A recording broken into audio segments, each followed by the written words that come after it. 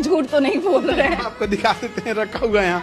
मिट्टी का एक सुराही मिला है और मिट्टी का एक घड़ा मिला है। खान से ने दहेज नहीं लिया है। नहीं, वो हम लोग के जो परंपरा था, वो एक कुरान शरीफ मिला है, जानिमाज मिला है और लकड़ी का जो पंखा होता है हाथ से डोलाने वाला बेना, जिसको देहात में कहते हैं, यही 5 चीजें मिली है और यही हो गया दहेज।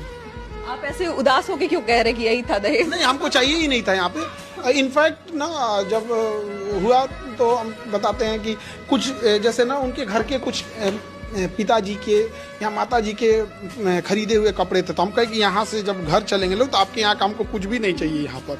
तो कहने लगी नहीं, ये हमारे पापा का खरीदा हुआ है, ये मम्मी का खरीदा हुआ है। हम कहे कि हम ले ही नहीं जाएंगे कुछ भी। तो फिर मम्मी आई बीच बचाव करने की, नहीं भाई, किसी का भी सपना होता है, किसी के पिता का अरमान होता है, तो ये कपड़ा नहीं है, किसी का अरमान है यहाँ पे। नहीं तो हम तो कुछ भी नहीं लेने देते। झूठ तो नहीं बोल रहे हैं। आपको दिखा देते हैं, रखा हुआ है यहाँ।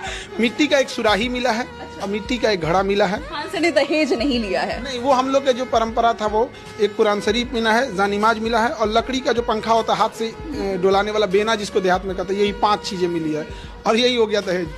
आप ऐसे उदास होके क्यों कह रहे कि यही था दहेज? नहीं, हमको चाहिए ही नहीं था यहाँ पे। इनफैक्ट ना, जब हुआ तो हम बताते हैं कि कुछ जैसे ना उनके घर के कुछ पिताजी के या माताजी के खरीदे हुए कपड़े थे, तो हम कहे कि यहाँ से जब घर चलेंगे लोग तो आपके यहाँ का हमको कुछ भी नहीं चाहिए यहाँ पर।